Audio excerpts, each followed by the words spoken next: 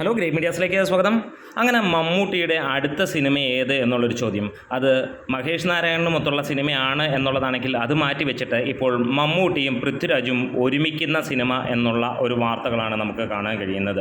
അതെ, കുറച്ച് ദിവസങ്ങൾക്ക് മുമ്പ് നമ്മൾ കേട്ടിരുന്നു ഒരു നവാഗതയായ വനിതാ ഡയറക്ടറിന് മമ്മൂട്ടി അവസരം നൽകുന്നു എന്നുള്ളത്, അതും ഒരു സിനിമ നടിയാണ് എന്നുള്ളത്. അന്ന് ആരും ഊഹിച്ചിരുന്നില്ല. പക്ഷേ ഇപ്പോൾ ഒരു കാര്യം നമ്മൾ ഉറപ്പിക്കുകയാണ്, പാർവതി തിരോത്താണ് സിനിമ ഡയറക്റ്റ് ചെയ്യാൻ പോകുന്നത്. മമ്മൂട്ടി വില്ലനും പൃഥ്വിരാജ് നായകനുമായിട്ടുള്ള സിനിമ എന്നുള്ളത് തന്നെയാണ് ഇവിടെ കാണുന്നത്. എന്താണേലും ആടുജീവിതം കഴിഞ്ഞപ്പോൾ, പ്രമേഹം കഴിഞ്ഞപ്പോൾ നമുക്കൊരു കാര്യം മനസ്സിലാക്കാം. ഇവിടെ കട്ടയ്ക്കുള്ള മത്സരത്തിന് മമ്മൂട്ടിയുമായി കൊമ്പ് കോർക്കാൻ പൃഥ്വിരാജ് നിൽക്കുമ്പോൾ ആരായിരിക്കും താരരാജാവായി വാഴുന്നത് എന്ന് കാണാൻ. പക്ഷേ ഒരു കാര്യം നമുക്കറിയാം, മമ്മൂട്ടിയോളം വരുമോ എന്നുള്ള രീതിയിൽ, അതായത് ആ റേഞ്ചിലാണ് മമ്മൂട്ടിയുടെ ഇതുവരെയുള്ള സിനിമകളെല്ലാം തന്നെ നമുക്ക് കാണാൻ കഴിയുന്നത്. വീണ്ടും ഏകദേശം 14 വർഷങ്ങൾക്ക് ശേഷം പൃഥ്വിരാജും മമ്മൂട്ടിയും ഒരുമിക്കുമ്പോൾ ഒരു കാര്യം നമുക്ക് ഉറപ്പിക്കാം, അവരുടെ ആദ്യ കൂട്ടുകെട്ടിൽ അതിഗംഭീര വിജയമാണെങ്കിൽ രണ്ടാം കൂട്ടുകെട്ട് മറ്റൊരു ലെവലിലേക്കും.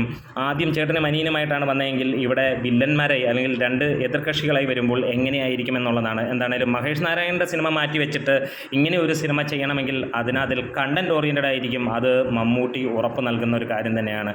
കാരണം മമ്മൂട്ടി സിനിമ ചെയ്യണമെങ്കിൽ മികച്ച സിനിമകളെ ചെയ്യുള്ളൂ, മികച്ച കഥാപാത്രങ്ങളെ ചെയ്യുള്ളൂ എന്നുള്ളത് നമുക്കറിയാം. എന്താണേലും വർഷങ്ങൾക്ക് ശേഷം ഈ ഒരു കോംബോ വരുമ്പോൾ വളരെ ചുരുങ്ങിയ ദിവസങ്ങൾ കൊണ്ട് ഷൂട്ട് ചെയ്യുന്ന സിനിമയായിരിക്കും. അതായത് ജൂലൈയിലാണ് മഹേഷ് നാരായണൻ സിനിമ തുടങ്ങാൻ പോകുന്നത്. പക്ഷേ